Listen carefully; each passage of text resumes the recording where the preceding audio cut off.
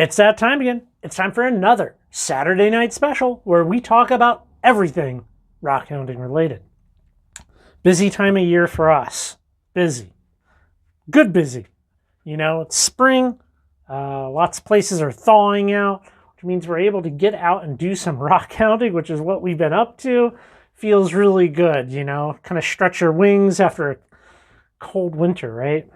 Well, let's talk about some of the past videos of the past couple of weeks. Let's talk about the Spokane Rock Rollers Rockin' Mineral Club's annual show. The show was a success. I think the video was a success as well. You know, it was good to go around and show some highlights of the show. And overall, it was absolutely a win. Next year's show, I plan on putting together some cases for it. I think that'll be a lot of fun. I simply didn't have time this year. You know, there's only so many hours in the day. But it's good that the club made money and all of that stuff. Very happy for them. I also put up a video on this blade this past week. This being the Cutting Edge Supply saw blade that is also a grinding wheel. Okay, grinding wheel. Seemed very well received, and I think this might be a good time to touch. It'd be fun. I wonder if you put all my blades on the saw at once. I have a bunch of blades, everybody. I have been thoroughly testing blades for a while now. Look at all these blades. You don't even know what came. We'll only put them all in. I've been testing blades for a while now, and I've came to a couple of conclusions about lapidary saw blades. Now, some of you might agree, might disagree. I think I have ample evidence to back up my position here. My position on blades is they are more similar than different. I think the real difference on blades is not the manufacturer, not the grit of diamond. For the most part, every time I test a blade, it's pretty good. All right?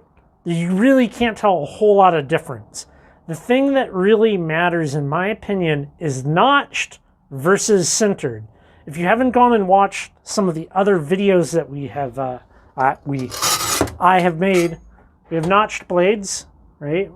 Where we have these little notches with diamonds in them, and we have sintered, which has it's like a metal that's kind of almost electroplated on. It's not an electroplating, but diamonds embedded in a matrix.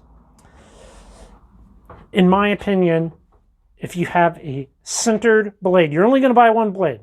Buy a relatively thin sintered blade for your trim saw. Buy a slightly thicker sintered blade for your slab saw. Trim saw blades, lapidary blades do not work on tile saws. These are rated for a much lower RPM than a tile saw. So I'm only talking about lapidary. Do not put these on your lapidary saw.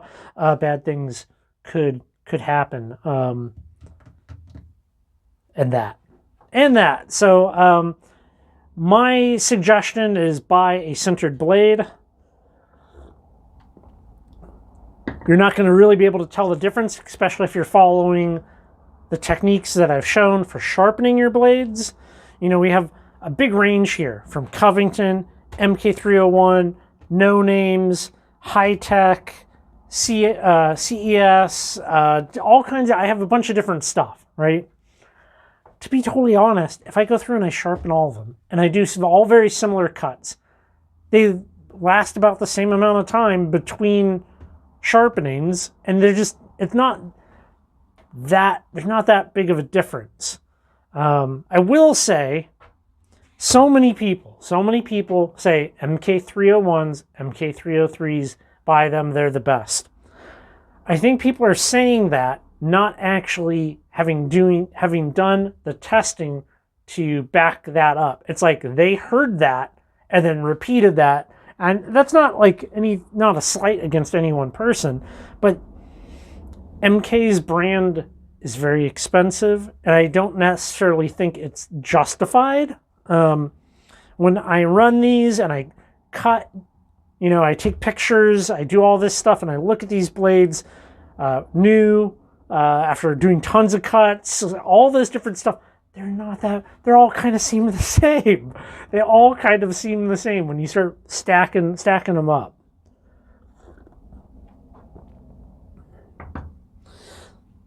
We went and did a little bit of road cut rock hounding, and I have something kind of interesting to share with you, and I'm a little confused as to what it is exactly that we're going to look at here. So, what we have here is we have basalt. That's basalt.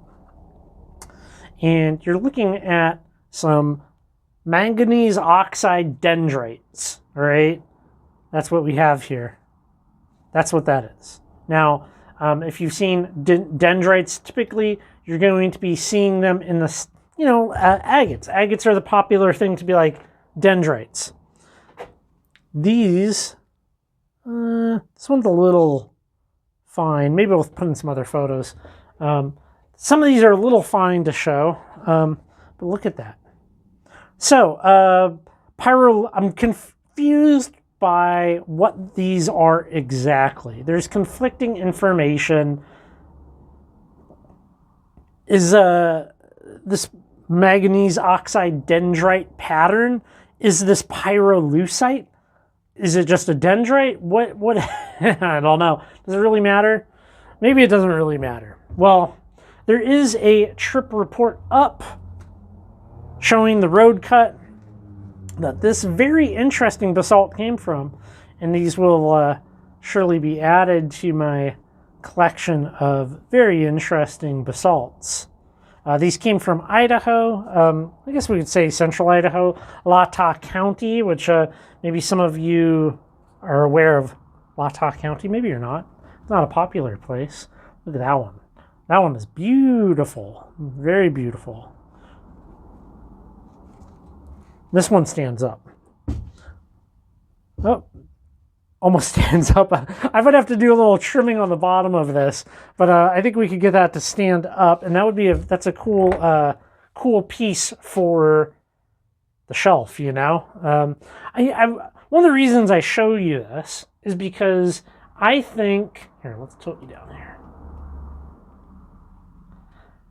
I think it's important to show stuff like this, just how interesting and wide the world of rocks and minerals really is, I think this is really cool. This is really pretty stuff, like that will look good on a shelf.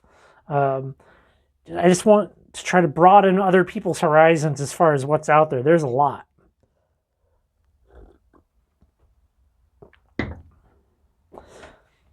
Speaking of a lot of different materials, there might be a lot of stuff to be found in many, many different places. That doesn't mean that there's a whole lot of new things left, okay? Now, I think there's too much emphasis being placed on, how to say this? There's too much emphasis being placed on the discovery of rocks and minerals, like discovery of new locations and stuff. And you don't have to be discovering something new for it to be good, right? I didn't discover this. This was in a road cut in Idaho. And somebody wrote about this in a master's thesis paper from 1994, right? That doesn't, I'm not discovering anything here, right? And similarly, I would say that just because you find something and you maybe don't immediately see it published in, the latest rock hounding guidebook for your state, doesn't mean it hasn't already been talked about, discussed, and discovered. The more I learn through different documents and papers, a lot of stuff has already been found, mapped, discovered, maybe forgotten, sure. Like we can look at some of this stuff and be like, it was mentioned in a publication, and it's just kind of fallen out of favor because publications aren't really read like they once were. But don't get too hung up on the discovery of new things. There's a lot of stuff in publications such as these that you can use to develop leads, to go find stuff, find forgotten about deposits, and by utilizing that along with mineral association, can probably find some interesting stuff, even today, right? Even in very populated places. I recently had the pleasure of talking to somebody that is out in, I think it would be East King County. So that in King County, Washington, that's like Seattle, right? Like, and they are finding like a new deposit of quartz crystals. And King County, super populated, super walked around on. Like, they're finding a new deposit. And how did they find a new deposit? I can't find any record of anything like that being mentioned. They were simply going out and literally walking grids, right? Like, have a map, go out into the mountains, off trail, and just like, ding, ding, ding, like cut a grid looking for stuff, punching holes. Now, that is some hard prospecting, and they're going to be reaping the rewards for that, which good on them, you know. I certainly don't have the the time or motivation to be walking an almost grid-like pattern in the mountains looking for minerals. This coming week, I have something very special to share with you. Something that has been in my mind since the end of last year. So please stay tuned for that video. The next couple of weeks, I have a lot of good videos planned, already shot, edited, uploaded. It's going to be ahead of the game, you know. I will give you a little preview as far as what we are going to be showing this coming week, and some of you might be in the know. Look at that. Look at that. All right. Well, everybody, I appreciate you guys coming, hanging out with me in the shop, listening to what I have to say. Please, if you have the time, go check out the website, currently rockhounding.com. There's a lot of interesting resources up there, and I'm definitely trying to add more and more stuff. I think it's pretty good. Well, I think we'll leave this one here. Y'all take care, and I will catch you guys on the next video.